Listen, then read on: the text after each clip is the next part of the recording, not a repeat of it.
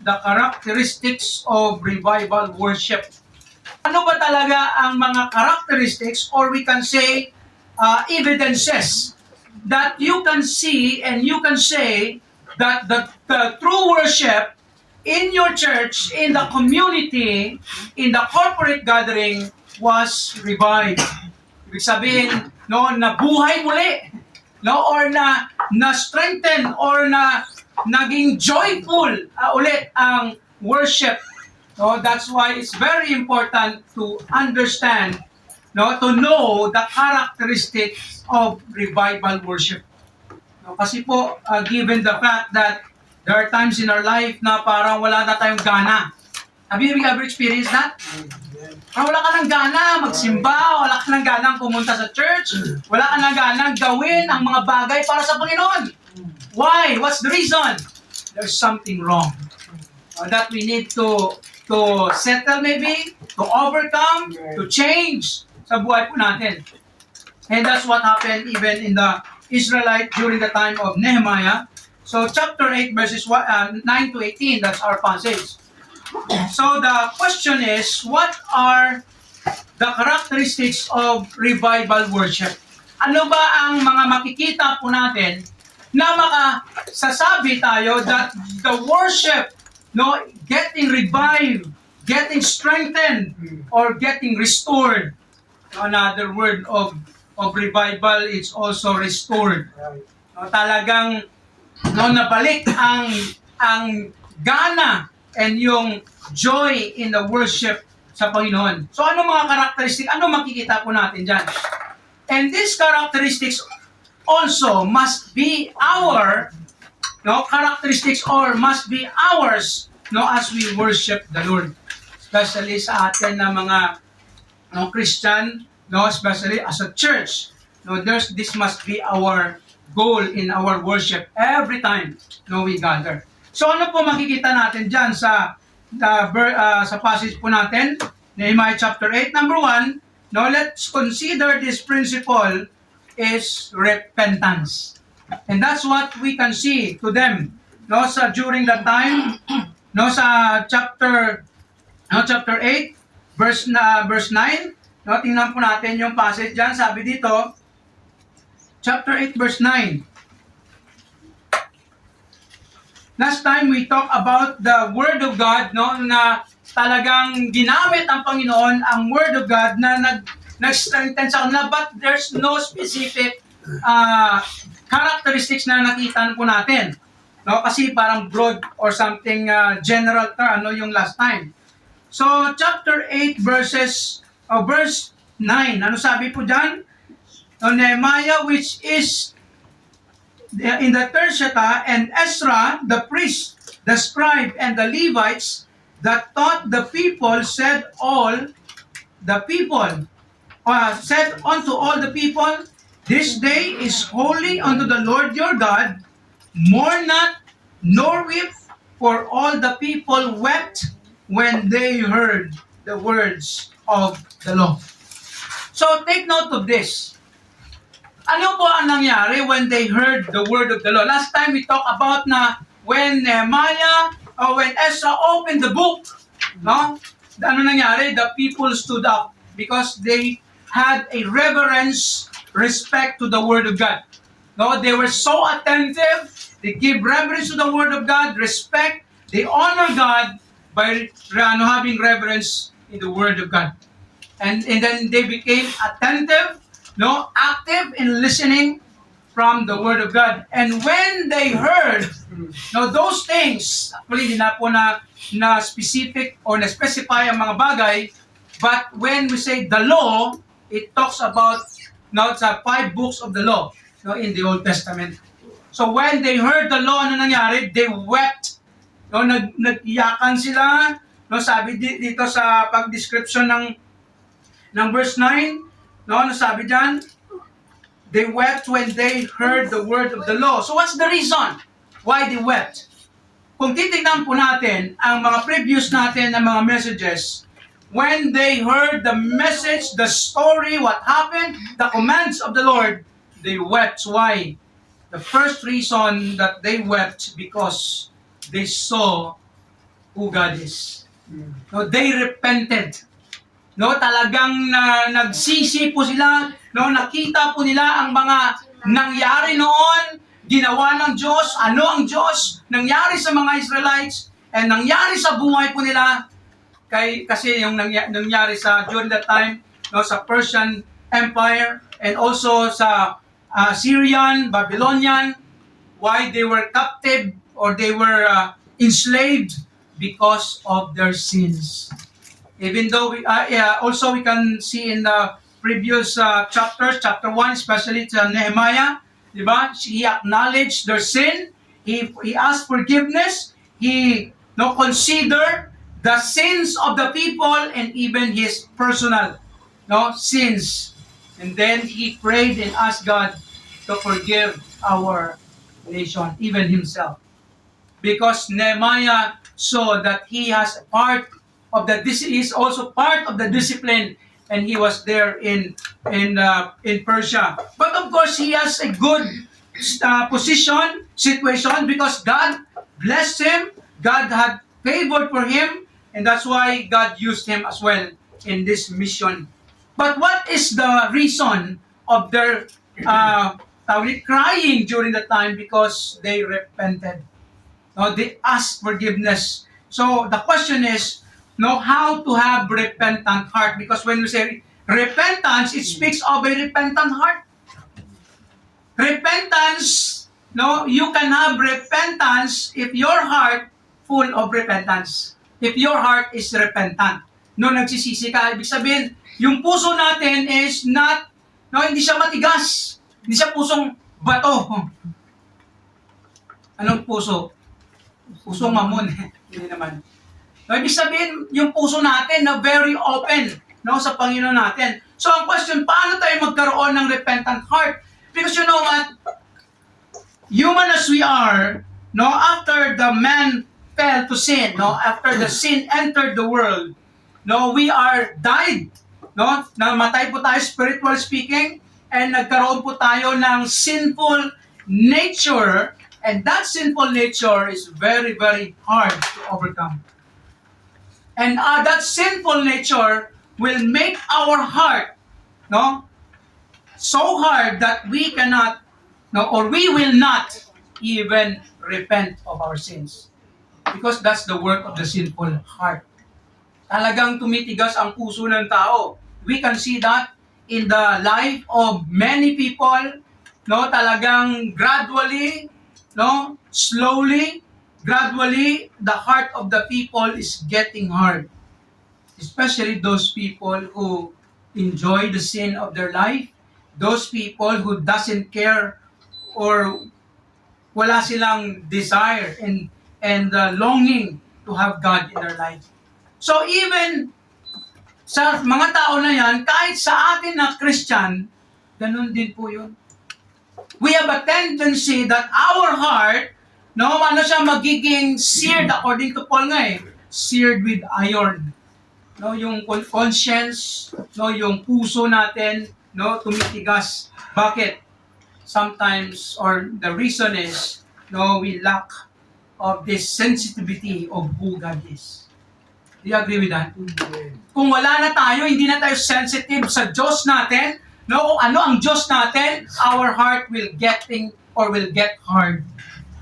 Talagang yan ang mangyayari. So, ang tanong, paano tayo magkaroon ng sensitive heart? So, ang verse 9 na binasa natin kanina, sabi dito, sila ni Ezra, ni Nehemiah, the Levites na nagturo sa kanila about the Word of God, said, unto all the people, this day is holy unto the Lord. Take note of that. Yes. Your God. Bakit sinabi dito nila na this day is holy?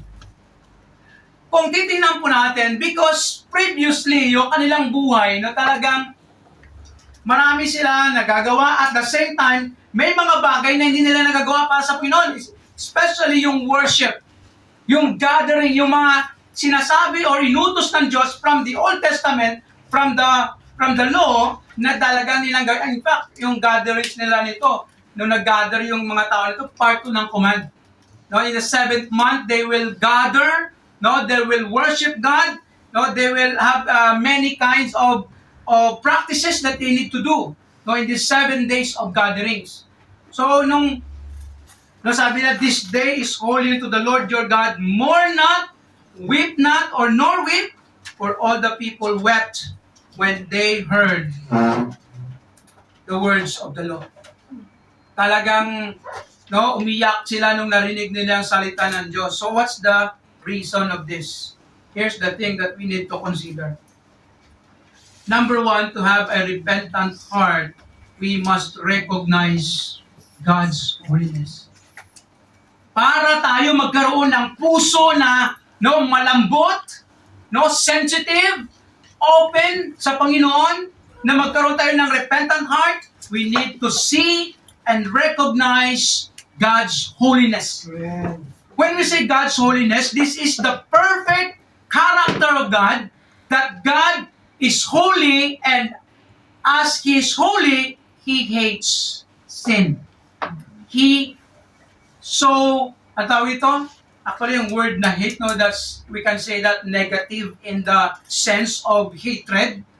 But in the sense of God, the word hate, that's a positive character of God. He hates sin. Because sin is abominable in the presence of God. Because He is holy, He will not tolerate sin, and He don't like, and He doesn't happy and pleased to see, especially His people, to enjoy sin and do sin. God is holy. And that's why we need to see that character of God, so that our heart will have this kind of repentance. The holiness of God must be emphasized in our life, so that our heart will be a repentant heart. That every time we sin against God, we say, Lord, sorry. Lord, I sinned. And you beg and ask forgiveness to God because of that. That is a repentant heart. And the heart that who repents mourn. Hindi naman siya ultimately, hindi naman siya generally that you will wept. Talagang iiyak ka nang maghagulgul ka. Hindi naman all the time. Because you can weep and mourn inside in your heart before God. Although hindi naman tayo makapag-condemn na talagang, grabe, iyak sila, iyak. May mga taong talagang malambot na kusang tag-term pa mababa ang luha. Di ba? Talagang iiyak na magagugol, tatagas yung luha, iba walang luha. Pero umiyak. Inside, in their heart. So that's a repentant heart. When the people saw and understood this, they cried and mourned in the presence of God because they repented. And the second ingredient in that repentant heart, not only recognize God's holiness, but secondly, and also it is part of it, recognize our sinfulness. Hindi lang po natin i-recognize that God is holy, but also recognize natin yung ating pagkamakasalanan or sinful nature natin, na tayo po ay nagkakamali. Tayo po ay makita po natin na may nagawa tayo. Kasi minsan, ang problema po sa atin ng mga tao, given the fact that we as humans, sometimes or maybe many times, we are insensitive of what? Of the things that we do. Akala natin, tama lang to, okay lang to, okay. Okay for us, for you maybe. Right. In your perspective, in your sight. But in the sight of God, it's not okay. Yeah. It's very hateful in the sight of God. By the way, God loves the sinner but hates their sin. Mahal po tayo ng Diyos, tayo ng mga tao. But He hates our sin. Yun po ang isa sa mga understanding that we need to consider. That we need to recognize our sinfulness or even our sin. That every time we sin, we need to consider it is sin. We cannot justify sin before God. Ano pong ibig natin sabihin? Because there are times sa atin na we justify our sin. There are times, but maybe many times. Anong ibig natin sabihin? What does it mean? That we know that this is sin, but we make a justification or maybe what we say, that reason, hindi, okay lang to. Hindi, nagawa ko yan dahil sa ganito. That's justification. Parang minsan, or sa nature po natin, yan po actually yung nature ng tao pag nagkakamali tayo, no, binabalik natin, naghanap tayo ng another way out to blame others, not ourselves. Even we can see that in the beginning of sin in the world. Kanino? First, Adam. Then, kay Eve. When God confronted Adam, ano sabi ni Adam? Lord, nasawa ko kasi binigay mo sa akin eh. Siya yun eh. Ano tawag ito? Tinukso ako.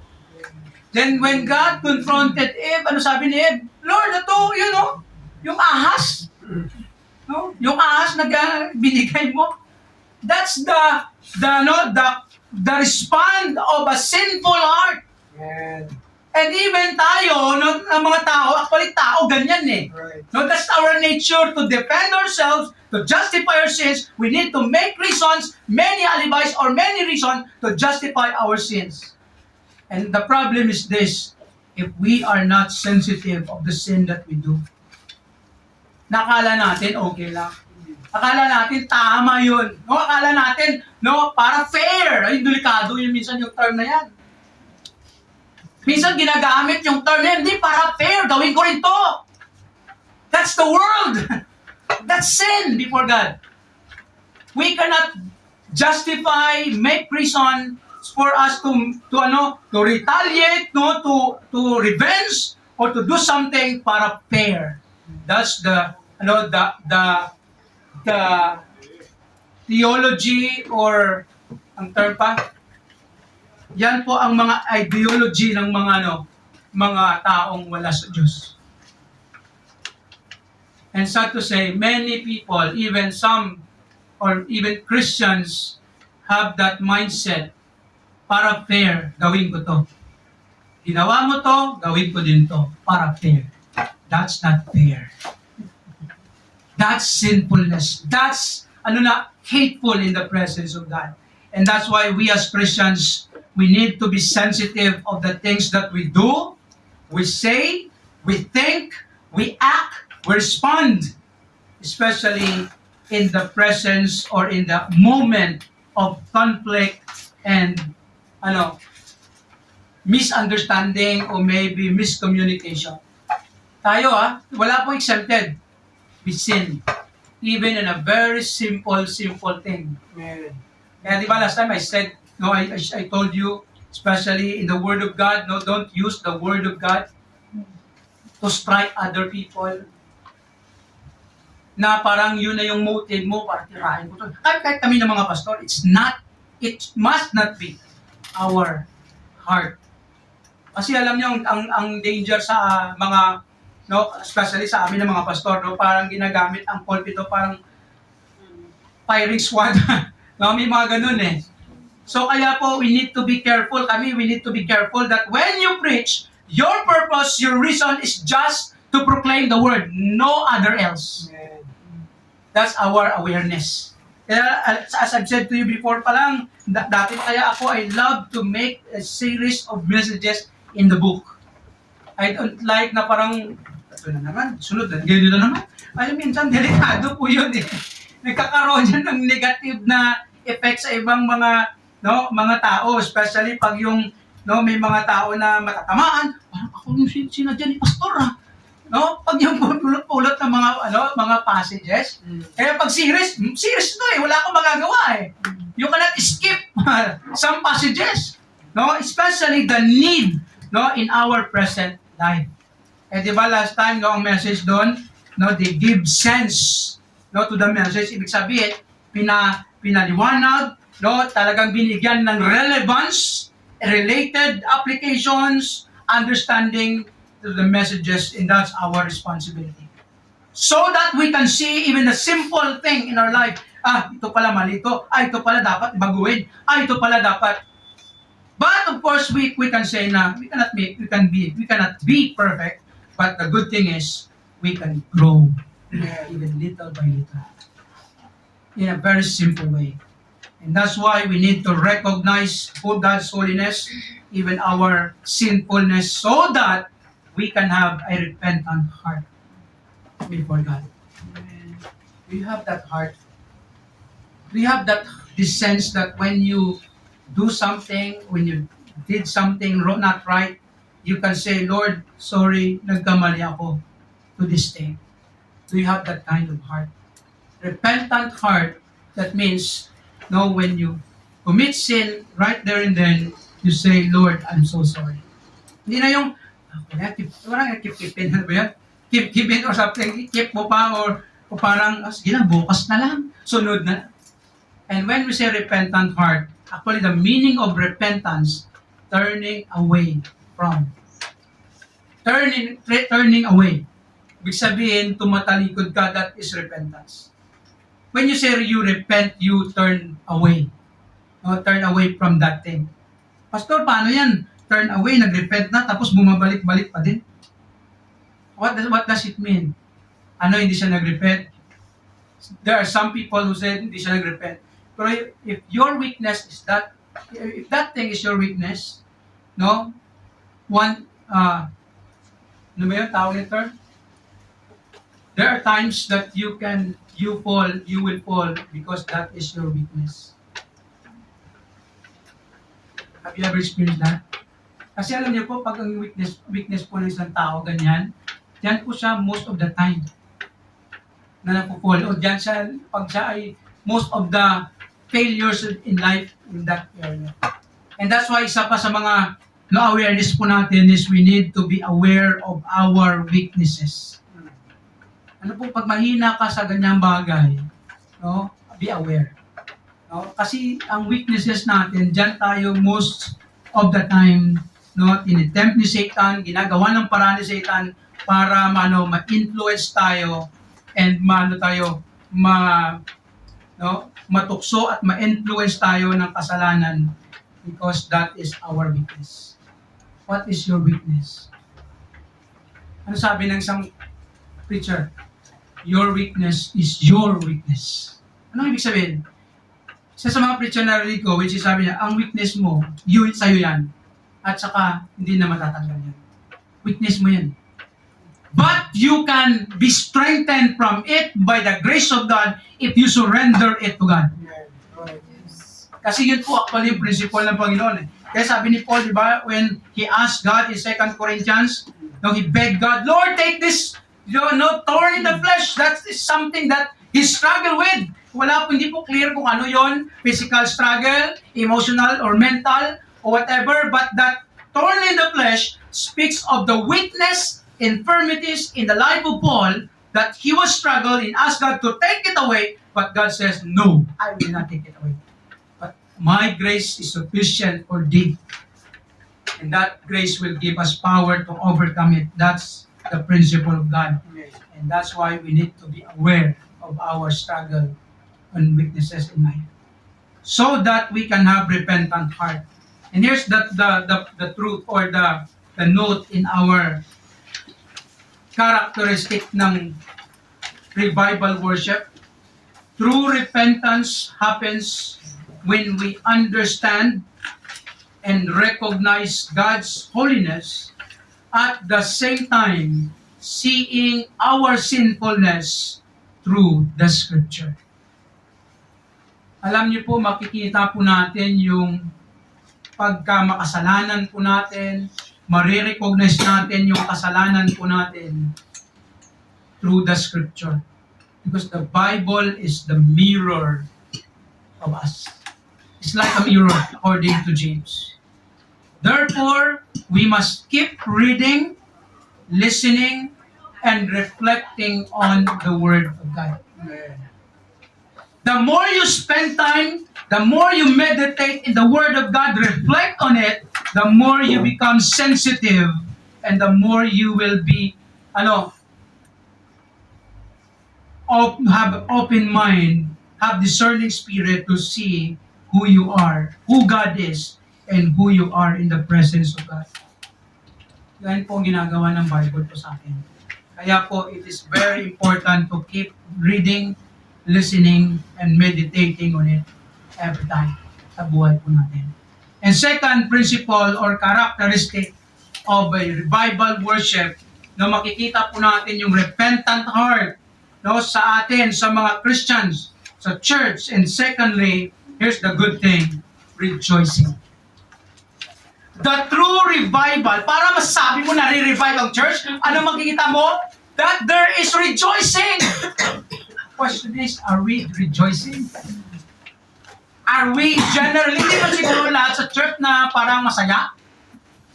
No? Meron mga time na talagang no, masaya ang karamihan, pero ikaw parang lungkot-lungkot mo. Ikaw lang kailangan ng revival. Di ba? May mga time na gano'n. So, but the good thing is, no, the church, majority in the church are rejoicing. That's the evidence or even the character of a revival worship. Na talagang nag-enjoy tayo sa gatherings natin, the way we sing, the way we praise God, we rejoice. Right. Amen. Kaya mahirap pag ang mahirap lang ganito, pag mali-mali yung pagkanta, especially pag yung leader, ako, no? Tapos minsan, no, yung pag-play pa, minsan hindi kakatugma, no? Minsan, ano to? Nasisira na yung sense of worship.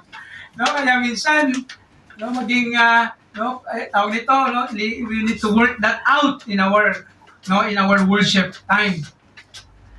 But the good thing is your heart is very important. That your heart is rejoicing.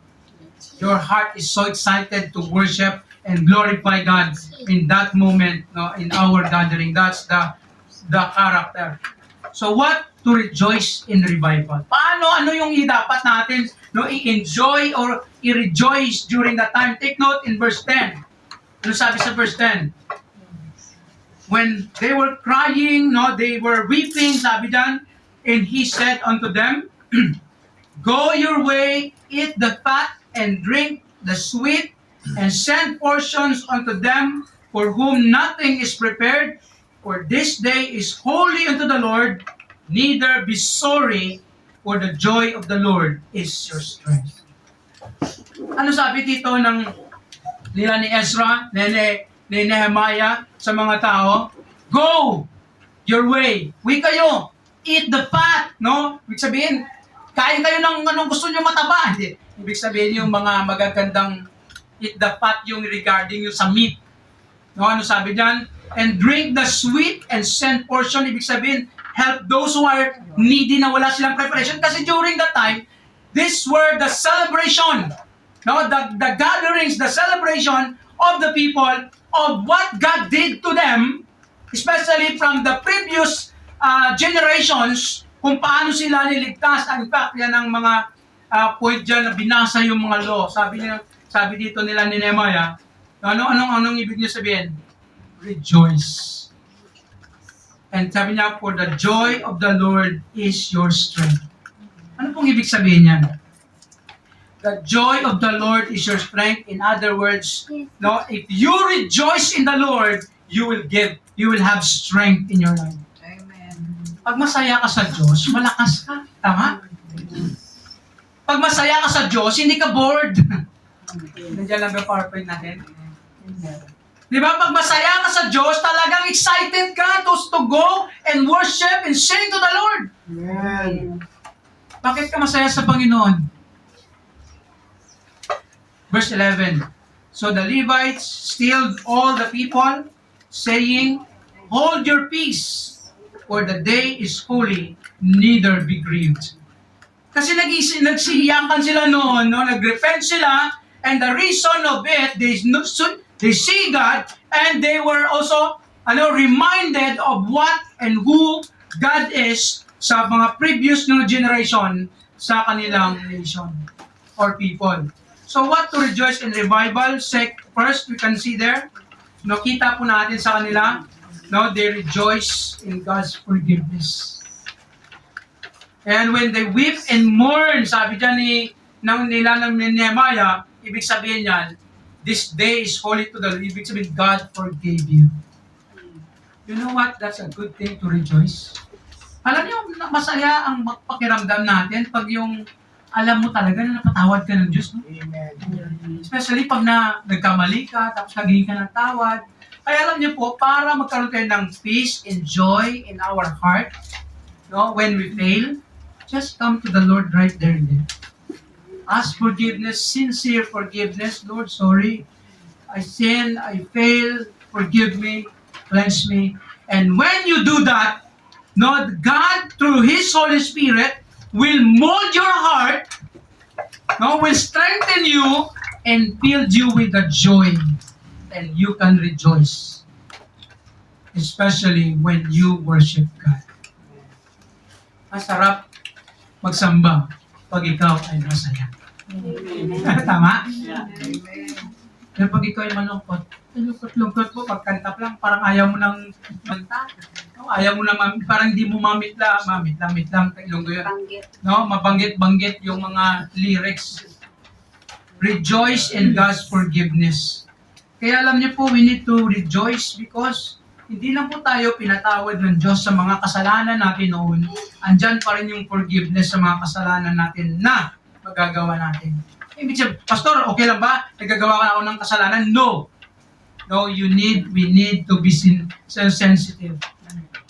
The promise of God to forgive us when we have sincere heart, wholeheartedly ask forgiveness before God. That's the promise. And also we forgive others. But the point here is they rejoice in God's forgiveness. Verse 12, and all the people, as they were commanded, all the people went their way to eat and to drink and to send portions and to make great mirth because they had understood, take note of this word, they had understood the words that were declared unto them. Balik pa rin po tayo sa salita ng Diyos. Because the Word of God is the one who reveals who we are, and it's the Word of God who reveals the promises of God to our life. Especially when God says, I forgive you, I love you, rejoice in me. I am with you. And that's will help us to really rejoice in God. And secondly there, rejoice in God's faithfulness. Ano po makikita po natin? Why they cried? Because they understood the word, the law, and the law, if you remember, Genesis, Exodus, Leviticus, Deuteronomy, Numbers, that's the law that referred here. The first 5 books of the law. And that 5 books of the law, we can see, they saw, or saw the faithfulness of God. Kung paano ang Diyos nag-work even though nag-struggle sila, ang mga past generations, pinarusahan ng Diyos, but they saw the faithfulness of God sa buhay po nila that God promised to bring them back to their land. And that was happened during the time of Nehemiah. That the promise of God, I will bring you back in the land. And that's what happened. And that's why they cried, because God forgave them. And secondly, because they saw the faithfulness of God sa buhay po nila. So, ano po ang faithfulness ng Diyos sa buhay natin? Do you see God is faithful to your life? Amen. Do you experience His faithfulness in your life, through your life, day by day? Ang nakakalungkot, minsan, pag tayo ng mga Christians, o may mga Christians na pag nakaranas ng anumang pigati, ano ba tama ba yung pigati? Mga grabing mga problema sa buhay, parang blanco na sila sa Panginoon. May memory gap na. Hindi na naalala, hindi na nakikita na still God is in control. Still God is so faithful. He never failed. He will never fail you as ang Diyos natin is faithful. Kaya po sa Christian life, every time, or even all the time, na anuman mga circumstance natin, we need to consider that God is there. Kung na-fail ka man, He will forgive you. He will restore you. That's His ministry. And He will help you to move on and to work and to help and to do something, to do things for Him. Because He is so faithful sa buhay po natin. Yes, sometimes we fail. but God never. Yes. Kaya po ang sa atin po ganito. Pag nakita po natin that God is so faithful and forgiving, just grab it. Hold to it. Because in doing it, you can have rejoice or joyful heart. And that's a revival experience in your life. Kaya po, most of the time, or many times sa buhay po natin, no, parang nangihina po natin, we need the joy of the Lord. The reason, I believe, the reason most of the time, of course, di naman siguro lahat, but most of the time that we are now, getting weak and getting, tawag nito, para wala tayong joy sa buhay, ano pinaka-main reason of that? Because there's sin that creeps in our heart. Pag may kasalanan na hindi natin maybe na-confess, hindi natin na-recognize, hindi po natin na-sense sa buhay natin, ang term nun is unknowing sin or maybe unconscious, parang hindi mo na malayan, no? Hindi mo na nakita yon. Ang kasalanan na yon, that's the reason why para hindi tayo masaya. Bakit di ka masaya? There's something wrong.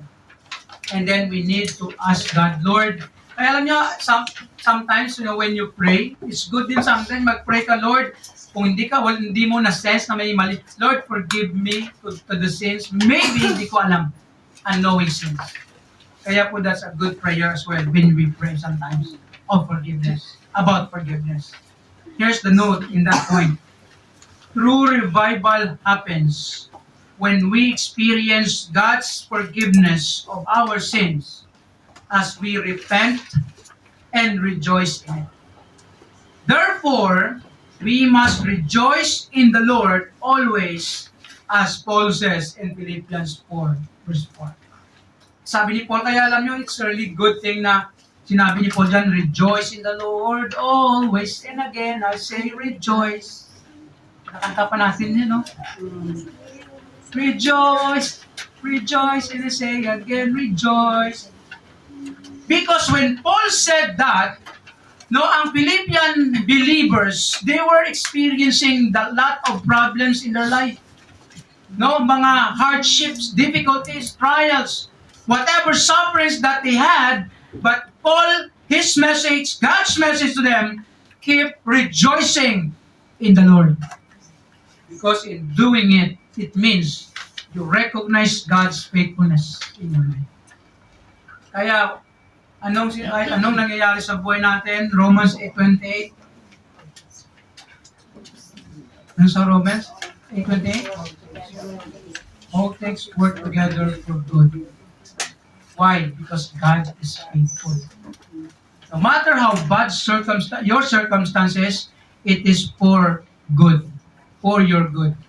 Whatever the reason of it, it is for your good. Circumstance, because circumstance, that's the work of God. Sin is our work.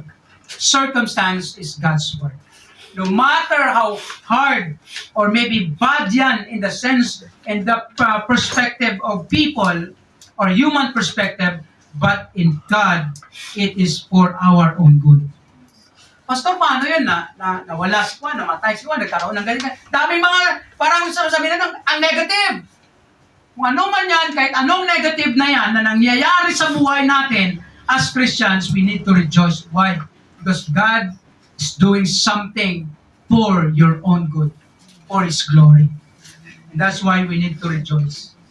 Pero makapag-rejoice lang po tayo if we have repentant heart. Tama?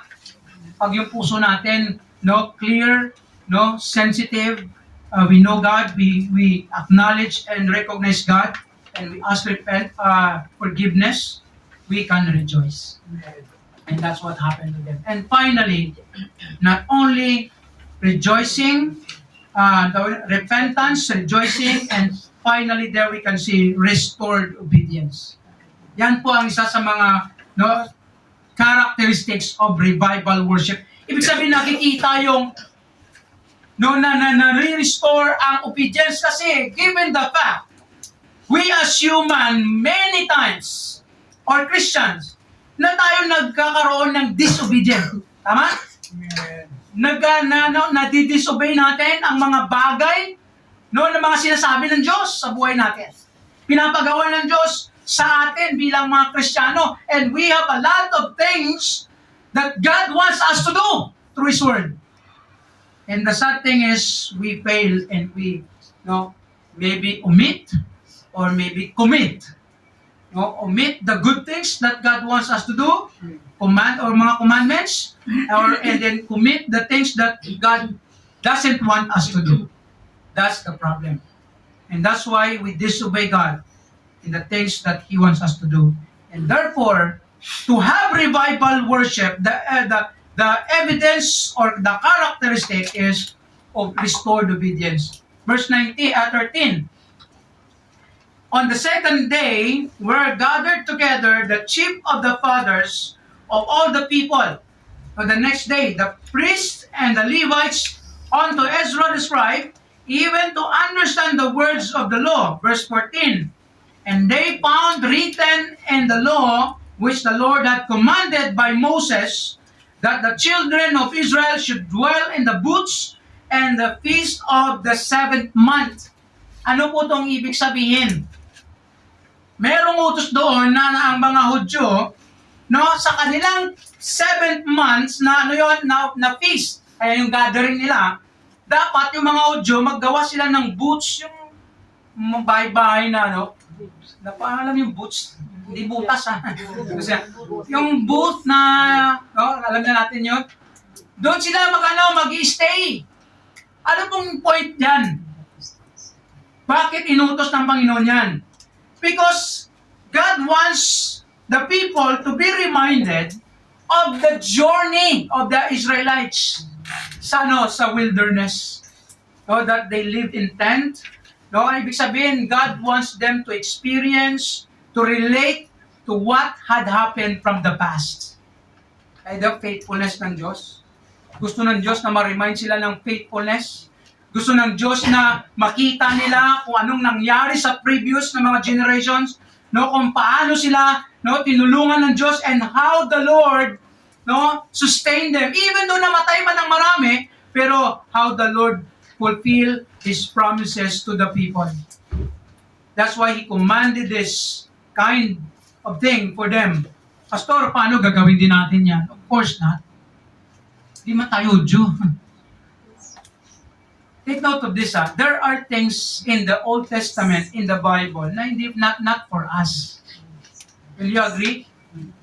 Kaya po hindi lahat sa Bible na mga commandments, especially mga cultural practices, mga specific rituals, hindi po para sa atin.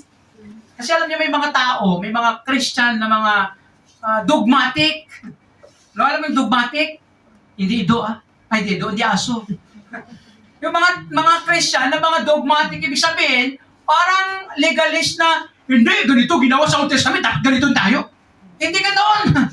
Marami pong mga practices sa Old Testament na hindi na pwede sa atin or hindi applicable. Pero may principle. Kaya hindi po lahat ng mga nakikita natin, even commandments or even gestures sa mga Old Testament na dapat sundin natin. Alam niyo, minsan may mga Christian na exaggerated. Over-applied na yung Bible. Meron talaga, pag nag-pray, talagang nagaganyan ng umot parang si Jesus. Tapos upo pa yun sa bed. Parang magaganin sa bed. Parang nung si Jesus nag-pray sa Gethsemane, na parang natakip siya ng kanyang ng ulo. Parang gano'n. Talagang may mga taong ganyan. Hindi naman lahat ng nakita natin sa Bible na mga gesture, may mga commandments dyan na para lang sa mga Hudyo. Na dapat na hindi man tayo talagang, kung gusto mo sundin mo. Kung wag mo sabihin na, babalik kayo, tama kami, parang Hudyo kami. Hindi ganyan. Kaya po as Christians, we need to understand this. What matters most is those commandments that applicable and not and for all. Actually, meron yan sa theology na temporary at permanent. Anong ibig sabihin yan? There are temporary commands na para lang sa mga Hudyo yun. Temporary truths. And another term is permanent. Ibig sabihin permanent para sa lahat na generations. Love God above all. Di ba? Don't make any grievance. Yung Ten Commandments especially, no, that is what example of permanent truths, permanent command. Na talagang para sa lahat ng generations. Ito yung mga boots na ito, hindi to para sa atin. Para lang sa audio to. But, the principle here, it was a restored obedience. Verse 15, ano sabi dyan? And that they should publish and proclaim in all their cities, nabasa ko ba lahat kanina? That the children of Israel should dwell in the booths. Okay, nabasa ko yung kanina.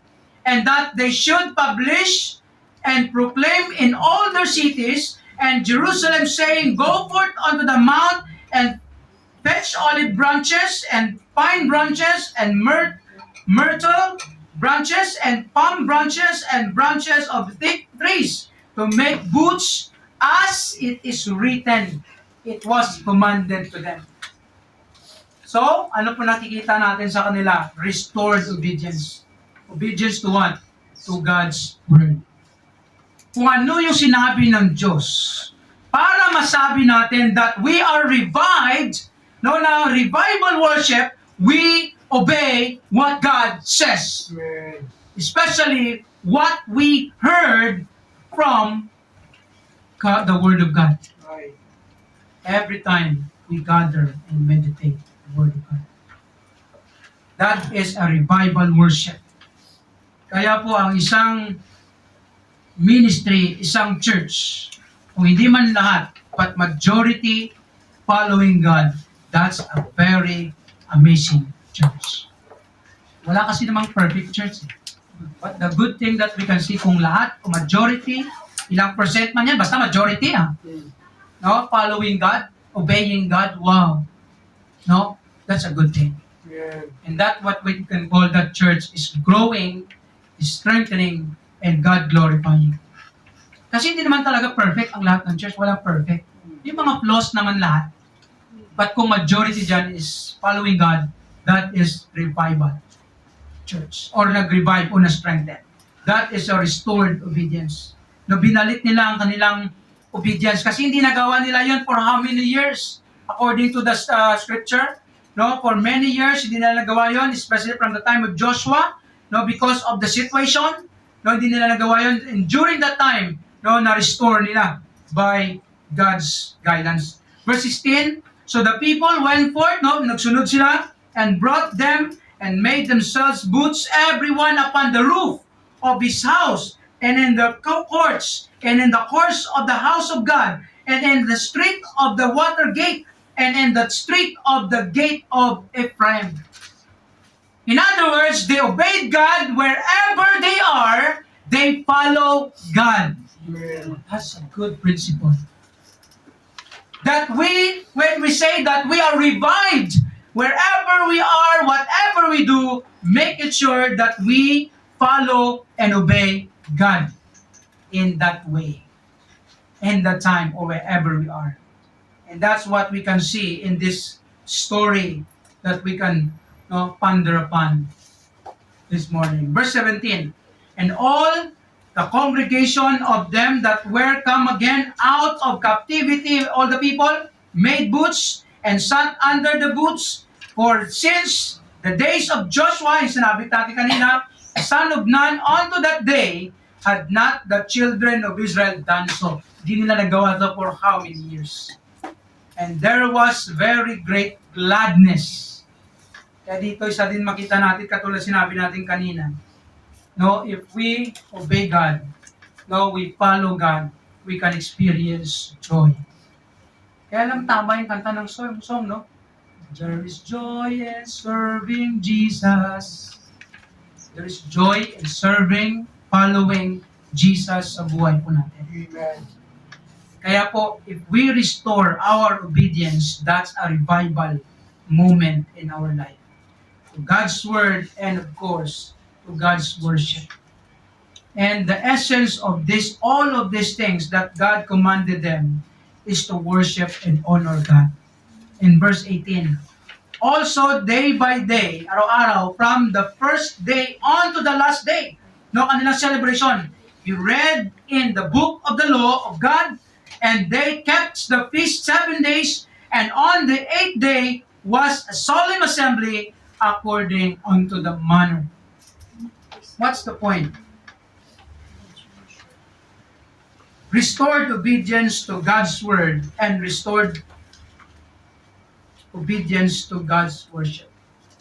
To God's word and God's worship. In other words, no, they worship God faithfully by following His commands, even guidelines. It is an act of worship. Even though simple ang boots lang yon, may meaning po yon para sa Diyos. Kaya po alam nyo, ang Diyos, kahit gaano maybe kaliit ang mga bagay na yan na pinapagawa sa atin, ginagawa natin para sa Diyos, that it has great meaning in the presence of God. And that speaks of obedience. And that's a revival moment and experience in our life as Christians. And therefore, whatever God says in His Word, hindi man, sabi ko kanina, hindi lahat ng mga practices ng commandments in the Old Testament para sa atin. But many things, no, in that book, in the Bible, no, marami dyan na dapat natin sundin. Especially those who are things that applicable in our generations. Here's the note from that third point natin of restored obedience. The great evidences of revival in Christian life, number one, is recommitment to obey God's word. Kaya lang po, kung minsan, no, or maybe you fail in some areas of your life that God wants you to do, just go back. Recommit. No? Recommit your life. Recommit to the word of God. Lord, I will follow it. And restoration in worshiping God faithfully. Kaya alam nyo, may mga Christians na talagang nag-fail, na wala man sa service, na wala man sa ministry, na wala sa worship and fellowship. Yes, that's that's the fact. But God wants us, no, to go back. To be restored, to be revived, just go back. Because that's what God wants us to do. So therefore, as Christians, let us get up from our failures.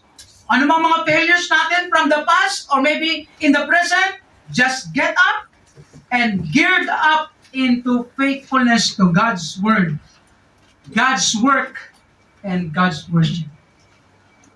Yun lang naman pinaka-best po natin magawa.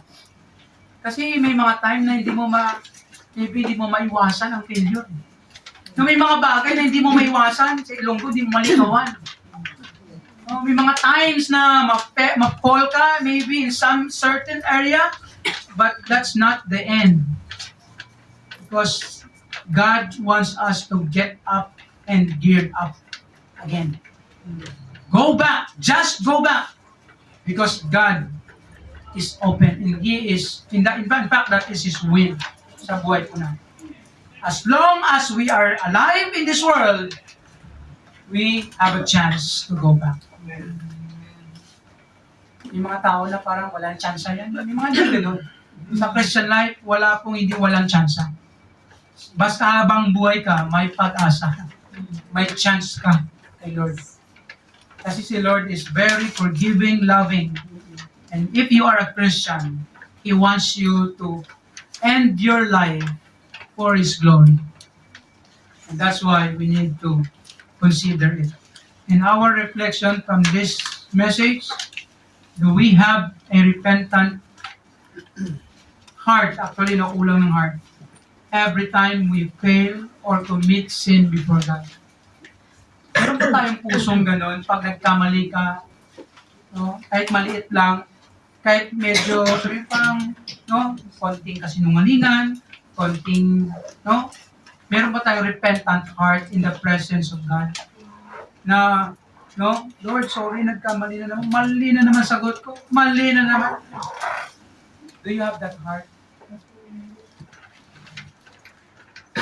Hopefully that we must have. Second, how is your joy as Christians? Especially in worshiping God. Kamusta yung, no, the way you worship? Do you have this joy? Are you rejoicing in the presence of God? as you worship Him? And finally, how is our obedience every time we heard the Word of God? Do we follow every truth and principle that we have heard from the Word of God? Do we apply it sa buhay po natin? I hope that this reflection will be real in our life as we continue our journey. May God bless us. Let us pray.